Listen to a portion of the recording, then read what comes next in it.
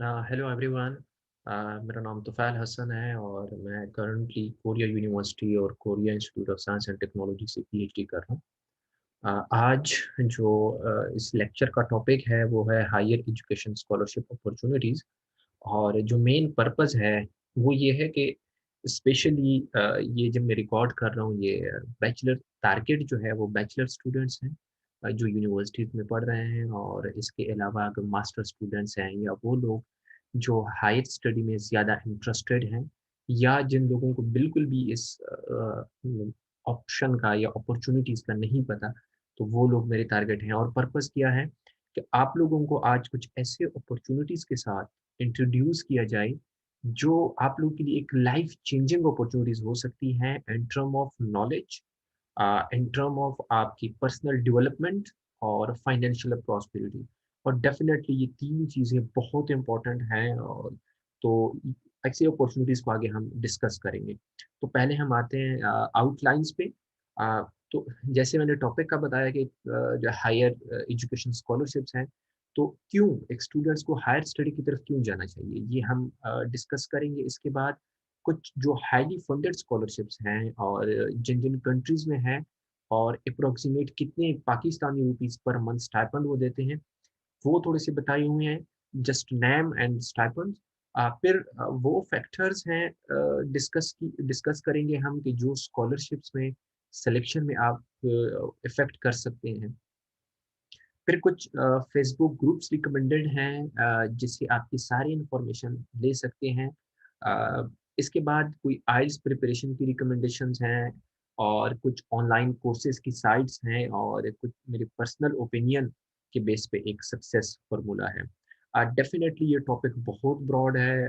जिस तरह की चीज़ें मैंने आउटलाइंस दी हुई हैं, इस सब पे बहुत ज़्यादा कोई मतलब लंबे-लंबे लेक्चर दिए जा सकते हैं। लेकिन ये है कि अभी बिल्कुल इनिशियली हम शॉर्ट टाइम में इन चीज़ों को कवर करने की कोशिश करेंगे, ताकि जस्ट एक इंट्रोडक्शन लोगों के माइंड में, किसी के माइंड में ये चीज़ ना हो हायर स्टडी की, तो उनकी माइंड तक ये चीज़ पहुँचानी है। सबसे पहले अ, स हायर स्टडी की तरफ क्यों जाना चाहिए?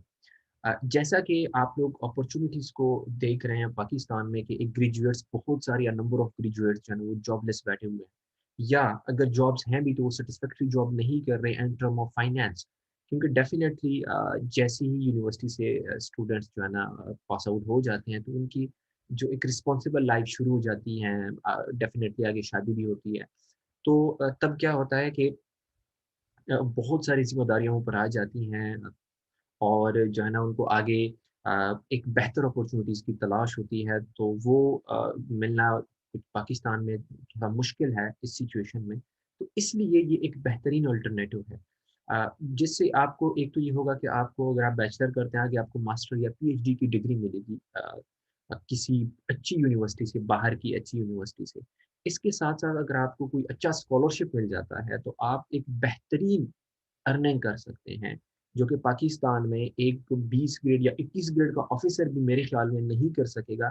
आप एक अच्छी स्कॉलरशिप से जो मास्टर और पीएचडी में मंथली आप जितनी अर्निंग कर सकते हैं। और कुछ लोगों का ये ख्वाब होता है, या उनका ये विज़न होता है कि वो जाके अपना बिज़नेस स्टार्ट करें, लेकिन उनके पास पैसे नहीं होते। तो उनके लिए भी ये एक बेहतरीन अपॉर्च्युनिटी है कि वो आके हायर एजुकेशन को जॉइन करें, मास्टर या पीएचडी को, और इधर से इतनी सेविंग वो करे 2 साल या 4 साल में जितना होए, कि वो पाकिस्तान में एक छोटा-सा एक बेहतरीन किस्म का बिज़नेस सेटअप भी स्टार्ट कर सकते हैं। दूसरी चीज़ ये है कि आपको जो है ना जॉब के चांसेस बहुत ज़्यादा आपके बढ़ जाएँगे, नेशनली भी और इंटरनेशनली भी।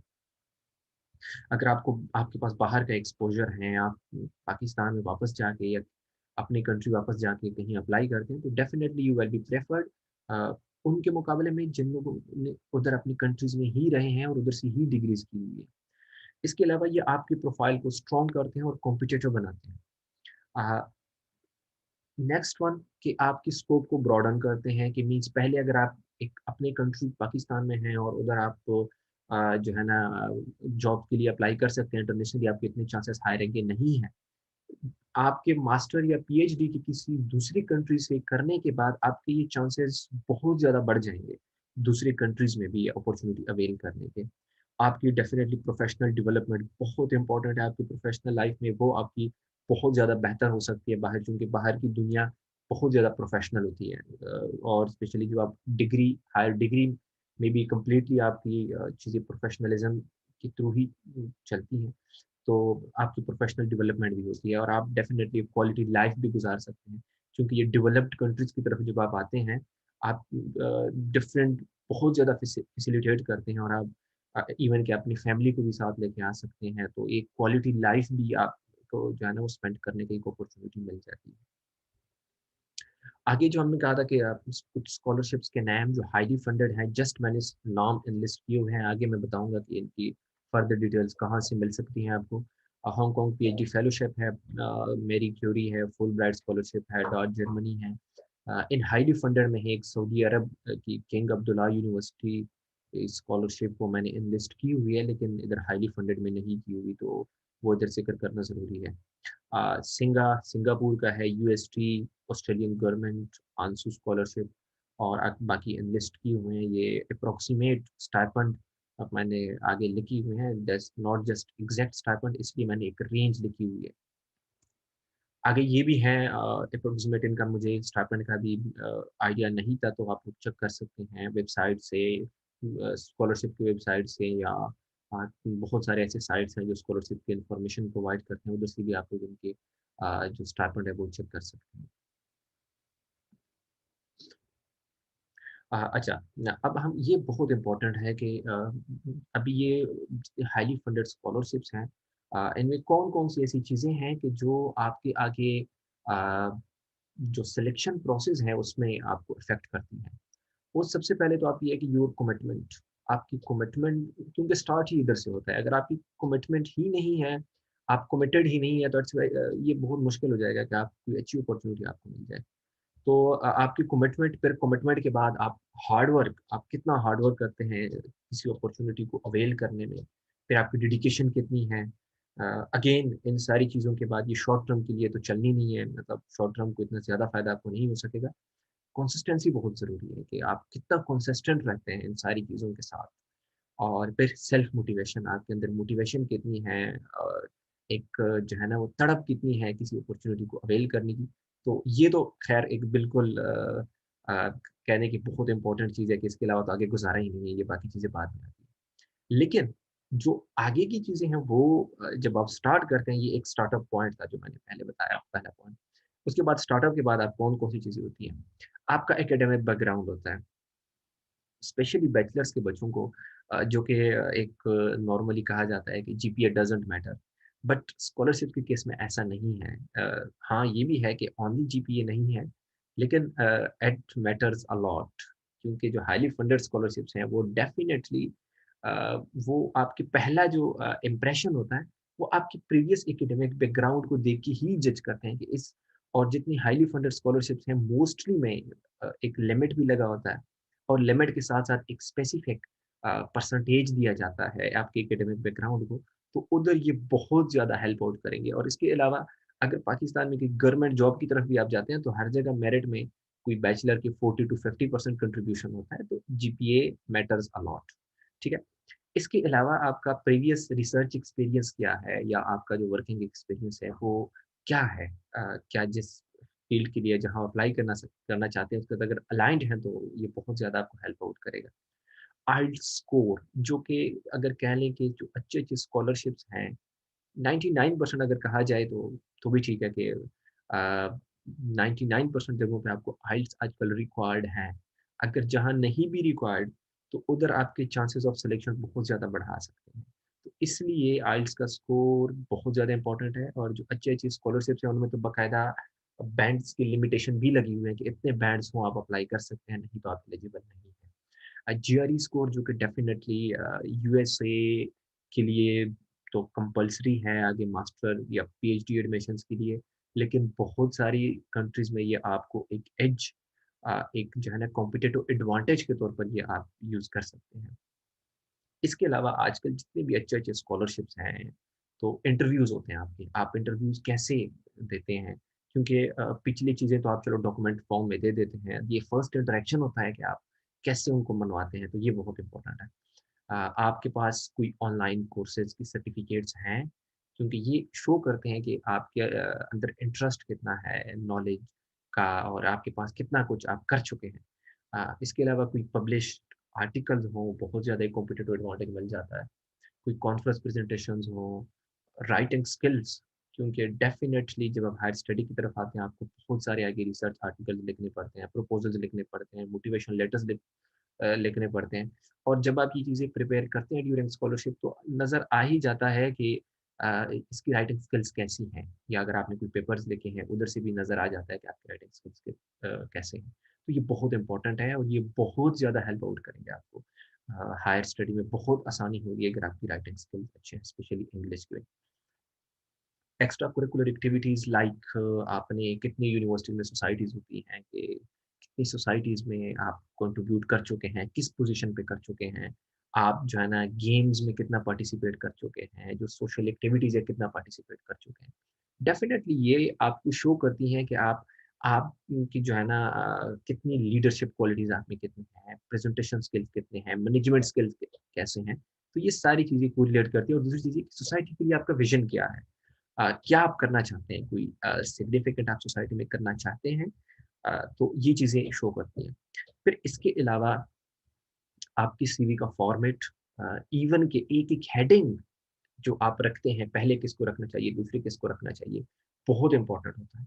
क्योंकि वो शो करते हैं कि कौन-सी चीज़ ज़्यादा इम्पोर्टेंट है कि आप पहले रखें, जो कि अगले बंदे की अट्रैक्ट करे वो और पहले उसको नज़र आए। क्योंकि प्रोफ़ेसर्स बहुत बिज़ी होते हैं और इनके पास टाइम बहुत कम होता है, इसलिए जो इम्पोर्टेंट चीज़ है वो टॉप पे दिखानी होती है। ईमेल का फॉर्मेट भी इसी तरह की अगर आपका बहुत अच्छा प्रोफ़ाइल है, ईमेल के पहले 2-3 लाइन्स में वो इम्पोर्टेंट हाइलाइट्स नहीं है, तो डेफ़िनिटली मे बी कि वो आपके सीवी ओपन ही ना करे और आपकी ईमेल को जाके स्पैम में डाल दे। फिर मोटिवेशन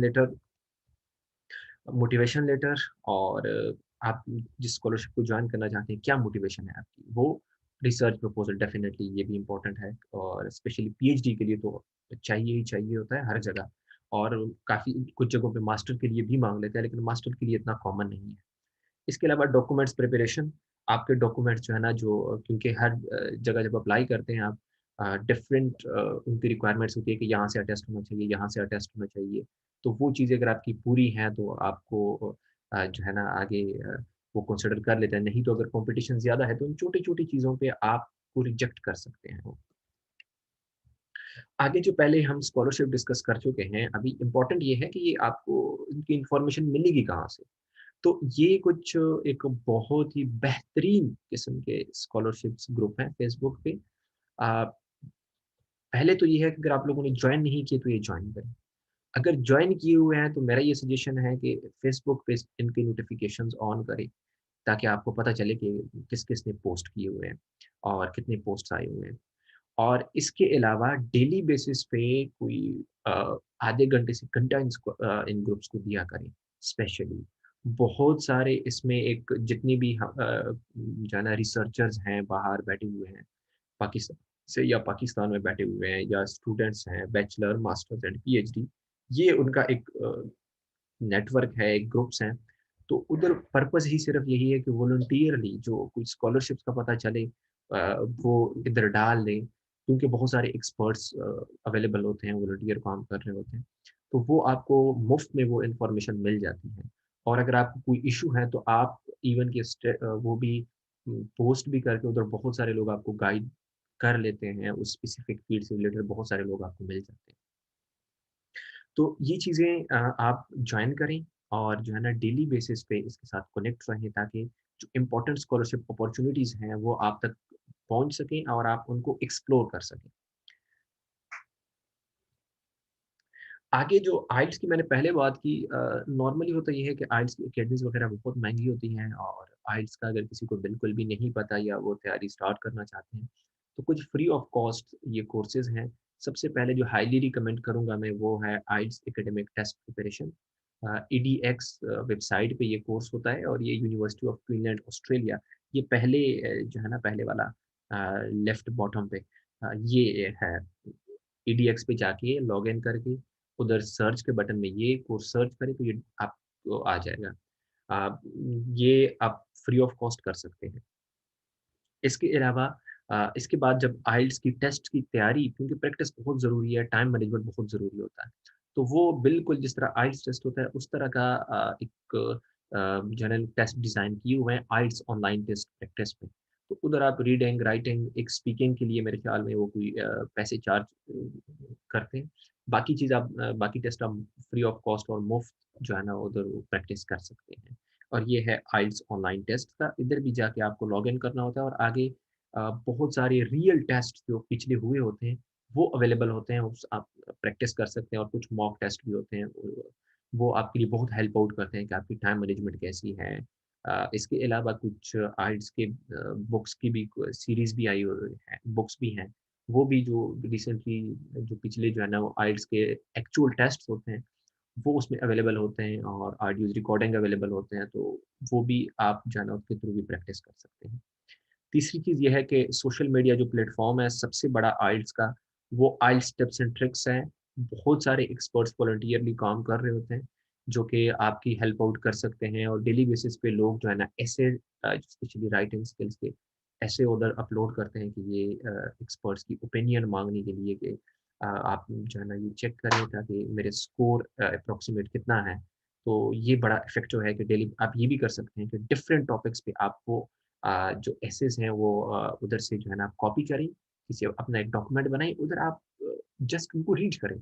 आपको आइडिया हो जाएगा कि क्योंकि टॉपिक्स इतने सारे नहीं होते, अगर आप कोई 70, 80, 100 तक एसेस आप डिफरेंट टॉपिक्स पे पढ़ लेते हैं, तो डेफिनिटली आप आइल्स के लिए जाएँगे उन्हीं से या एग्ज़ैक्टली न 90% चांसेस है कि वही टॉपिक उन्हीं में से कोई एक होगा, ठीक है? या कोई सिमिलर टॉपिक होगा, तो बहुत सारी आसानी होगी आपको और वोकैब्युलरी मिलेगी उधर से आपको।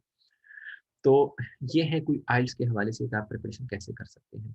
हाँ, आप अगर आपके पास कोई फाइनेंशियल इश्यूज़ नहीं है, you can go for the academy क्योंकि अकेडमी में आपको एक लाइव अपॉर्च्युनिटी मिलती है और आपको जो है ना वो डायरेक्टली एक फीडबैक मिलता है, तो वो ज़्यादा इफ़ेक्टिव होता है। लेकिन अगर आपको कोई फाइनेंशियल इश्यूज़ हैं, तो आप सेल्फ प्रिपरेशन भी इधर से एक अच्छी तरीके से कर सकते हैं। इसके अलावा मेरा सजेशन ये है बैचलर्स के स्टूडेंट्स के लिए कि वो डेली बेसिस पे कोई ना कोई इंग्लिश का जो आर्टिकल्स हैं स्पेशली न्यूज़पेपर्स में, डॉन में, वो पढ़ा करें, उधर से आपकी वोकैब्युलरी स्ट्रॉन्ग हो जाएगी। या कोई नॉवेल्स वगैरह है वो पढ़ा करें, कोई इंग्लिश मूवी वगैरह 1 आध देखा करें कोई हफ्ते में। ताकि ओवरऑल आपकी जो स्किल्स हैं ये बिल्ड हो क्योंकि ये एक दिन का काम नहीं है। ये जो मैं तैयारी का बता रहा हूँ, ये जस्ट आपको फॉर्मेट, टाइम मैनेजमेंट ये चीज़ें सिखाती हैं। इधर आपको जो आपके पास वोकैब्युलरी है बहुत इम्पोर्टेंट है। आपकी स्पीकिंग है, ये चीज़ें इतनी इम्प्रूव इधर से कोई सिग्निफिकेंट इम्प्रूवमेंट हम नहीं कह सकते कि आएगी। जस्ट ये आपको वो टेक्स बताएँगी कि आपने स टाइम कैसे मैनेज करना है, फॉर्मेट क्या होता है, उसके मुताबिक आप अच्छे बैंड्स ले सकते हैं। बट डेफ़िनिटली आपको जो इंग्लिश स्किल्स है लाइक आपकी वोकैब्युलरी और आपकी स्पीकिंग की प्रैक्टिस, ये चीज़ बहुत इम्पोर्टेंट है। ये 1-2 दिन या महीने से बड़ी मुश्किल से आती है। लेकिन ये है कि आप एक ज़्यादा अरसे से काम करें इस पे, तो बड़ी ईज़िली आप अच्छे बैंड्स ले सकते हैं। आगे कोई ऑनलाइन कोर्सेज़ जो कि आपकी प्रोफ़ाइल बहुत स्ट्रॉन्ग बनाती हैं, स्पेशली कोविड की सिचुएशन में तो बहुत सारे जो ये वेबसाइट्स हैं, इन लोगों ने बिल्कुल फ्री ऑफ कॉस्ट ये कोर्स ऑफ़र किए हुए थे और साथ सर्टिफ़िकेट भी आपको मिल जाता है। तो यह सबसे पहला जो है वो कोर्स ईरा है जिसमें आप जाके लॉगिन करके इधर कोर्स अपनी मर्ज़ी का जो आपकी फ़ील्ड से रिलेटेड है, वो सर्च करें और आप फ्री ऑफ कॉस्ट कोर्स कर सकते हैं, आप लर्न कर सकते हैं। बहुत दफ़ा ऐसा होता है कि आप कोई डिस्काउंट फ्री भी ये सर्टिफ़िकेट दे देते हैं। कोविड की सिचुएशन में तो काफ़ी ये हुआ था। या अक्सर ये होता है कि मोस्टली $50 जो है ना फ़ीस होती है, लेकिन ये है कि आपको कोई बाज़ दफ़ा जो है ना स्कॉलरशिप टाइप या जो है ना फाइनेंशियल ऑफ वाला एक सिचुएशन आ जाता है, तो उधर आप कोई $5 या $10 में भी वो एक सर्टिफ़िकेट ले सकते हैं कि आप पहले कोर्स करें, सर्टिफ़िकेट आपको मिल जाता है। एक प्रॉपर इवैल्यूएशन प्रोसेस भी होता है इनका कि वो आपको करना होता है, तब आपको सर्टिफ़िकेट मिल जाता है। तो बहुत एक बेहतरीन वेबसाइट है, इधर से आप बहुत सारा नॉलेज ले सकते हैं और वर्ल्ड की टॉप यूनिवर्सिटीज़ के कोर्सेज़ और टॉप क्लास के प्रोफ़ेसर्स ने ये कोर्सेज़ डिज़ाइन किए होते हैं। तो ये चीज़ें डेफ़िनिटली आपको हेल्प आउट करेंगी।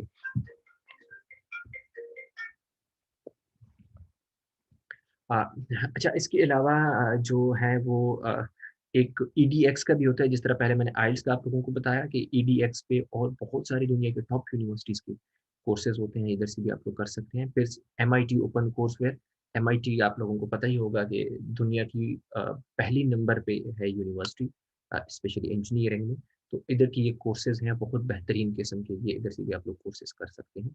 साथ में एक नेप्टल इंडियन गवर्नमेंट का है, बहुत बेहतरीन बहुत सारे कोर्सेज़ अवेलेबल हैं और बहुत टॉप क्लास प्रोफ़ेसर ने ये कोर्सेज़ जो है ना डिज़ाइन किए हुए हैं। तो इधर भी आप लोग ये चीज़ें मेबी आपको इधर सर्टिफ़िकेट ना मिले ये इंडियन वेबसाइट से क्योंकि स्पेशली इंडियन के लिए डिज़ाइन्ड है, लेकिन ये है कि नॉलेज आपको बहुत सारा इससे मिलेगा। आप आपके कोर्स से रिलेटेड और टॉप क्लास प्रोफ़ेसर से। आगे एक सक्सेस फ़ॉर्मूला जो बिल्कुल कंप्लीटली मेरे पर्सनल ओपिनियन के बेस पे है।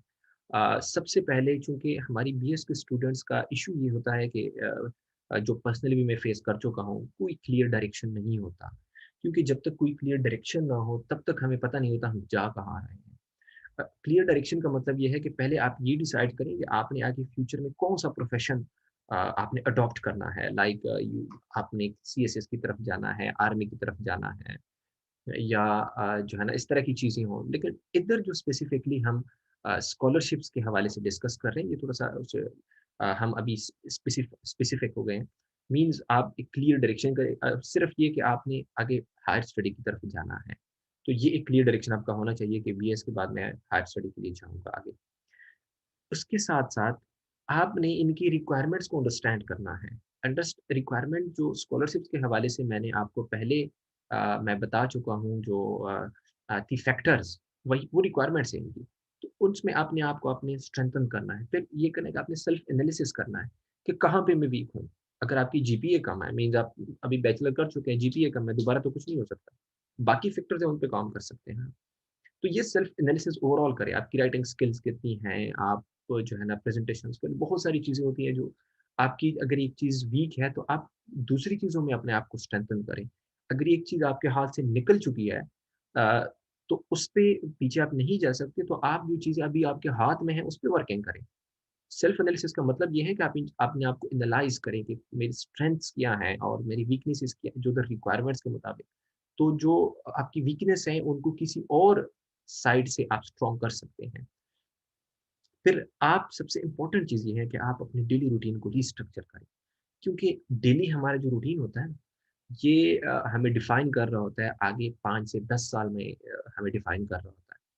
तो नॉर्मली होता ये है कि फ़ेसबुक को, व्हाट्सएप को हम डेली 2-3 घंटे जो देते हैं, अगर इसमें हम डेढ़ घंटा कंटिन्यूअसली किसी और चीज़ को दें, अपनी राइटिंग स्किल्स को इम्प्रूव करने में दें, अपनी जीपीए को इम्प्रूव करने में दें या कोई और अपने स्किल्स को इम्प्रूव करने में वो लगाएँ, तो आप यकीन जानें कि आपके पास कोई साल 2 बाद आप हैरान होंगे कि आपके पास कितनी एक्सपर्टीज़ उस एक स्पेसिफिक चीज़ में आई होंगी, जिसके लिए आप वो टाइम दे रहे हैं डेली बेसिस पे।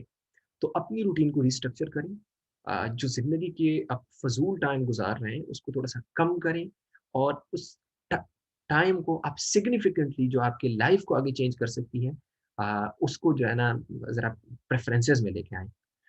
फिर उसके बाद अगर डायरेक्शन क्लियर हो जाता है, आप एनालिसिस कर लेते हैं, रिस्ट्रक्चर कर लेते हैं, तो फिर आपका hard work definitely matters a lot.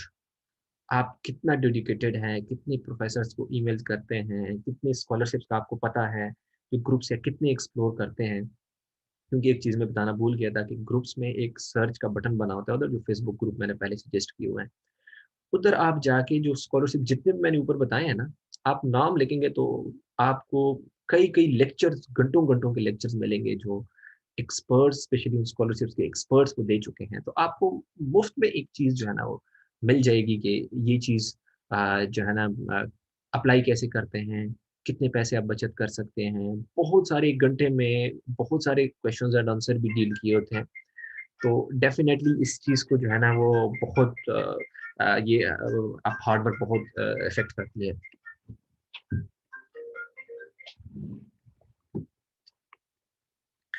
इसके अलावा हार्ड वर्क के बाद क्योंकि डेफ़िनेटली अगर हफ़्ते के लिए अगर हार्ड वर्क करते हैं तो मेबी आपको कुछ भी ना मिले। कंसिस्टेंसी बहुत ज़रूरी है कि आप कितने कंसिस्टेंट रहते हैं हार्ड वर्क अ, में।